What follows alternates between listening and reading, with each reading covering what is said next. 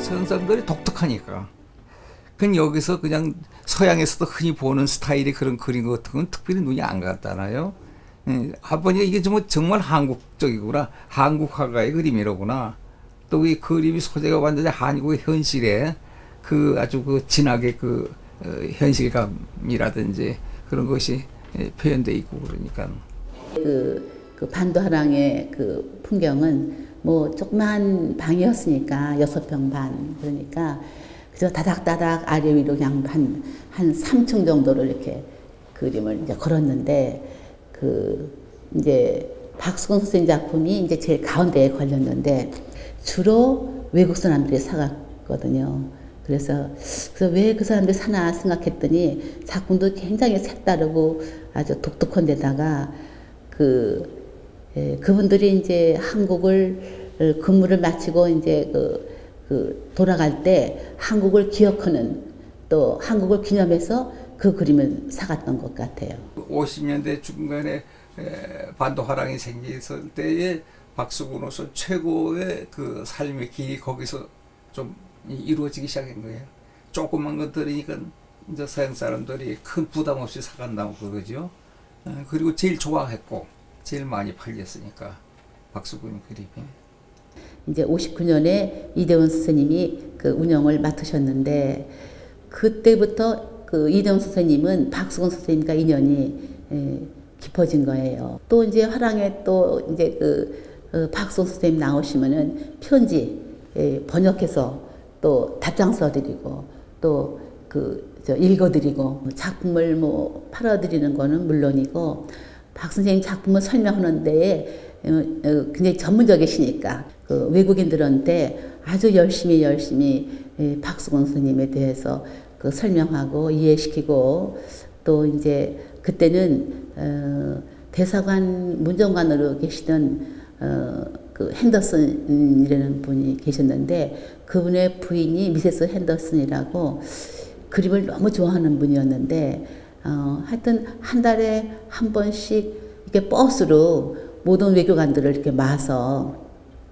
작가 화실 방문을 하는 프로그램이 있었습니다. 그래서 그때 꼭 이대원 선생님 같이 동참하셔서 가서 다 영어로 설명하셔야 되니까 설명하시고 또 그림도 팔아드리고. 반도화랑은 외국인들에게 한국의 화가와 작품을 소개하는 창구 같은 곳이었습니다.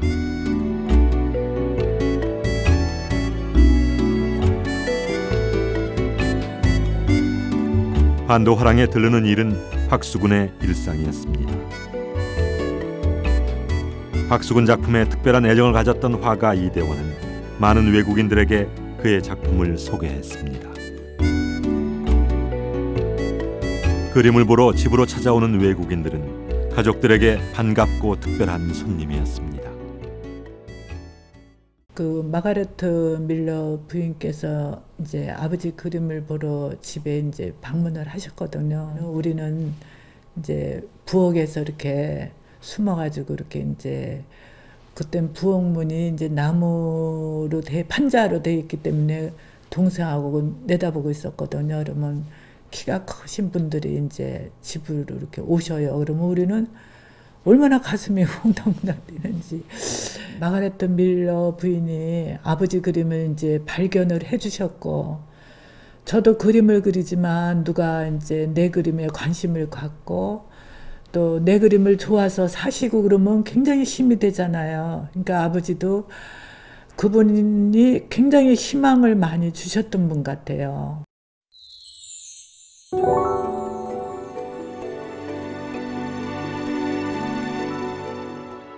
마가렛 밀러는 5, 60년대 화가 박수근의 그림을 가장 사랑했던 콜렉터였습니다. 50년대 중반 한국에 머물면서 박수근을 알게 됐고 본국으로 돌아간 이후에도 그의 그림을 수집하고 적극적으로 주변에 소개했습니다.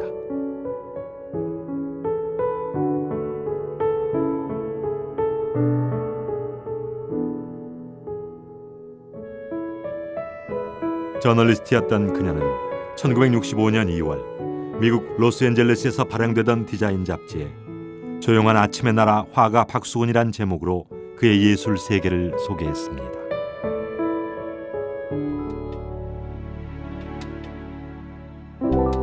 박수근 씨의 그림은 창이나 문에 사용되는 거친 창호제 표면과 비슷한 질감을 나타내고 있으며 그의 커다란 화폭은 화강암 조각의 울퉁불퉁한 표면과 같은 효과를 내고 있다. 박수근 씨의 주제들은 모두 한국인이다. 등에 어린이를 업고 있는 여인들과 소녀들, 거리의 행상인들, 뒷골목에서 놀고 있는 어린애들, 일하는 사람들, 그리고 겨울나무의 앙상한 가지 밑에 있는 인물들이다. 그의 모델은 그 자신의 아이들이요, 가족이자 이웃들인 것이다. 우리보다 반세기 앞서 화가 박수근을 사랑했던 외국인 콜렉터들의 그의 작품에 대한 평가는 흥미롭습니다. 먼저 독특한 질감에 주목했습니다. 그는 초기 프랑스 인상파의 영향, 특히 전묘법을 보여주고 있지만 그는 질감에 있어 새로운 스타일의 창조자이다. 그녀의 집 거실의 한 벽면은 박수근의 그림으로 채워져 있습니다.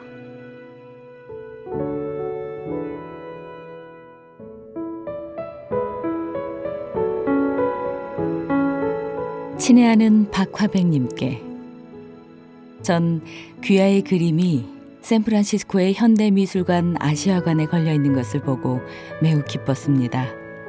그것은 진머만 부인이 소장한 그림이었습니다. 귀하의 그림은 전시장에 걸린 유일한 한국 유화였습니다. 그림이 너무 좋았습니다. 당신의 그림은 너무 아름답고 좋습니다. 전 지금 당신께 너무 많은 신세를 진 것 같은 느낌입니다. 저는 친구들과 다른 사람들에게 늘 귀하의 그림들을 보여주고 있습니다. 조만간 그림 물감을 배편으로 보내드릴 것을 약속드립니다. 박수근은 과묵하고 자신의 작품에 대해 말로 설명하지 않는 인물이지만 그녀에겐 자신의 작품에 대해 일일이 설명하고 있습니다. 박수근이 작품 설명과 함께 보낸 그림 사진들입니다. 마가렛 밀러는 화가 박수근의 그림을 누구보다 가장 잘 이해하고 사랑했던 인물이었습니다.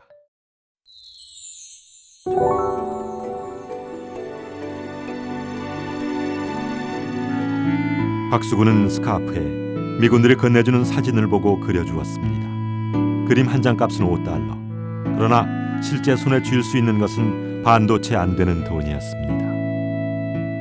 난 전혀 몰랐습니다. 네. 그리고 나중에 보니까 그 사람 말고도 미술대 학생도 있었고 간판쟁이 말고도 좋은 사람도 그 진짜 화가들도 있었는데 난 그걸 전혀 그냥 그 밑바닥까지 떨어졌다는 느낌 때문에 그 사람들 다 인생의 바닥 인생이다 이렇게만 생각을 했어요. 일괄적으로 내가 무슨 인부 취급하듯이 뭐 제가 아저씨 이래도 되고 나이가 뭐 아버지 뻘 되는 사람이니까 또 박 선생, 이 선생 그래도 되는 걸 박씨, 이씨 막 이러면서 그렇게 하대를 했어요. 그랬더니 그분 중에 한 분이 그 자기 화집을 하나 가져와서 보여줘요, 자기한테. 그게 일제시대 때 조선미술전람회라는 데서 그 입선인지 특선인지 했던 작품인데 그게 절구질하는 여인이라 내가 아주 명확하게 기억을 합니다. 그런 그 여인들이 시골에서 일하는 그런 그림을 자기 그림이다. 그래서 제가 깜짝 놀랐어요. 그러고 그래서 그분에 대해서 제가 어머 이런 분도 여기 있었구나. 그분을 안 덕으로 많이 뭐 그런 또 좀 더 그 주위의 사람들에 대해서도 이해를 하고 널리 보고 그러니까 거기 생활이 훨씬 행복해졌죠.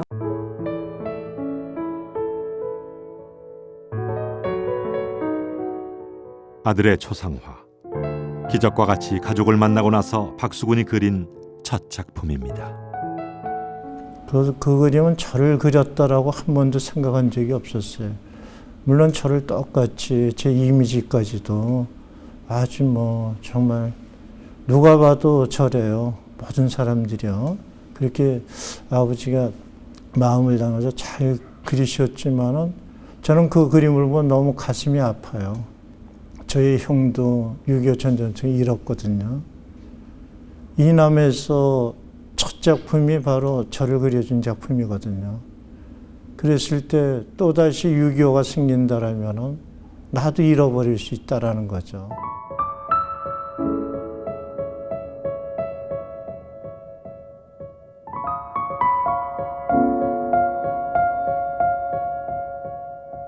사랑하는 아내도 잃을 수 있고 또 사랑하는 아들 나도 잃을 수 있으니까 아버지는 어떻게 보면 마음 안에 아버지의 그 기억 장치에 다시 한번 요즘 얘기하면 하나의 칩 속에다가 저장해 놓은 것이 아니냐. 그래서 언제든지 누구든지 이런 아픔이 있으면 나도 아들을 잃었고 바로 내 아들이 아니라 그 시대의 6.25를 통해서 아버지가 표상으로서 나를 그려줬다라고 저는 이해를 하고 있었고 그렇게 알고 있었기 때문에 그것은 나의 초상이 아니라 그 시대의 초상이라는 거죠.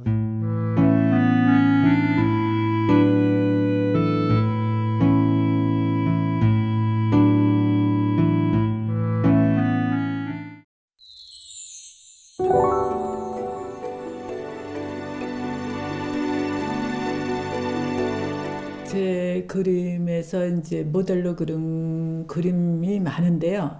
그 중에 이제 애기 업은 그림.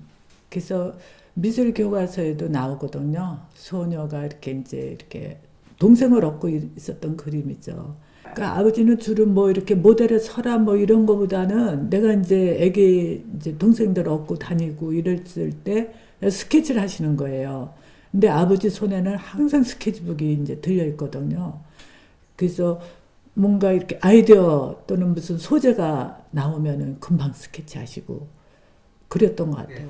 이 박수근은 전혀 누구한테 영향받은 게 아니라 정말 독창적이다. 자기 스스로 혼자서 그런 작업을 만들어낸 거예요.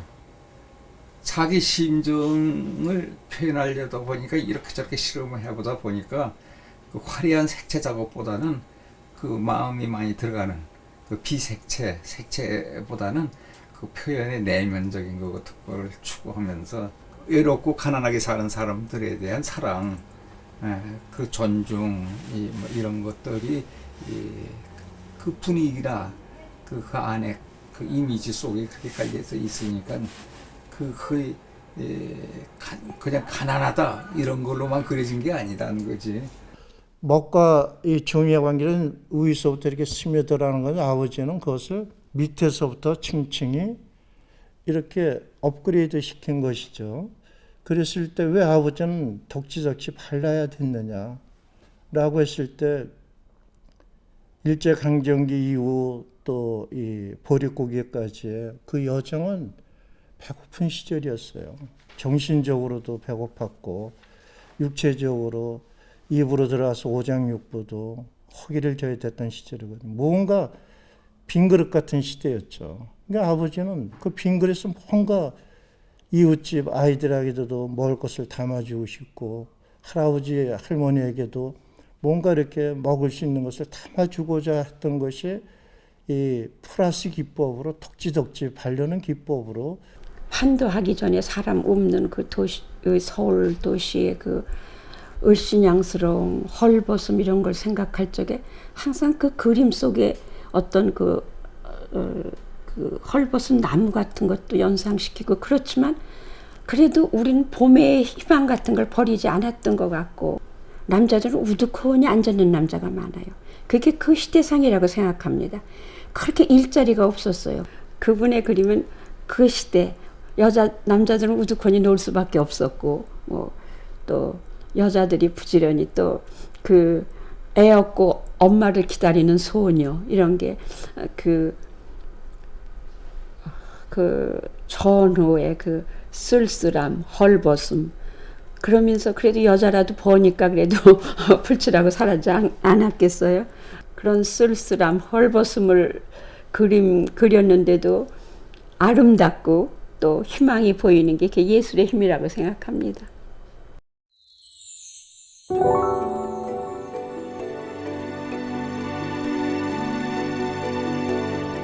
박수근은 1957년 유네스코가 주관한 샌프란시스코 아시아 미술전, 1958년 뉴욕 월드하우스 갤러리 한국미술 전시회, 1959년 월드하우스 갤러리 한국화가 7인전 등 해외 전시회에 참가합니다.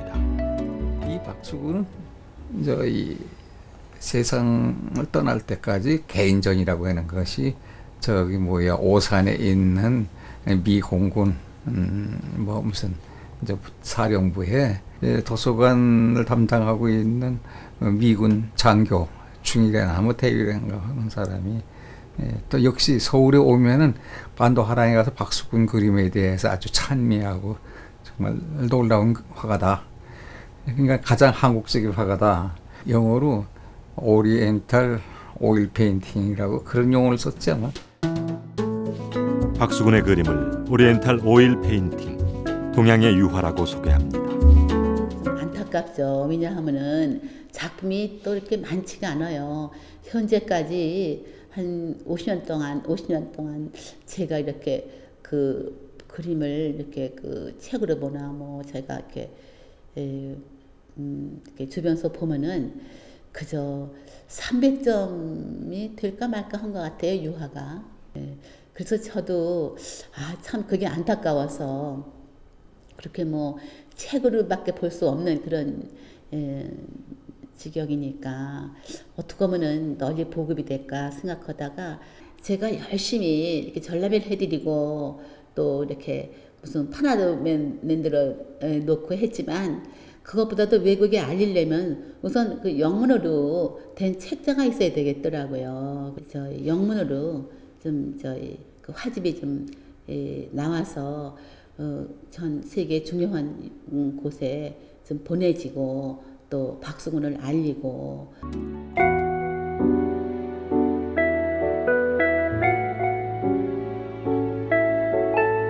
1963년 한쪽 눈을 잃고도 그는 마지막 순간까지 붓을 놓지 않았습니다. 박수근은 또 다른 설레임을 안고 이 마지막 사진을 남겼습니다. 마가렛 밀러의 기사와 그녀가 추진했던 뉴욕의 개인전에 소개할 프로필 사진이었습니다.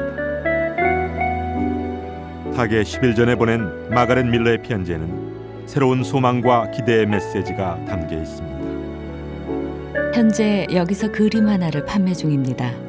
그 그림은 소형 그림 중에 하나이며 판매가 완료되면 바로 수표를 보내드리겠습니다. 귀하의 그림이 그곳 갤러리에서 판매되었다는 소식을 접하고 무척 기뻤습니다.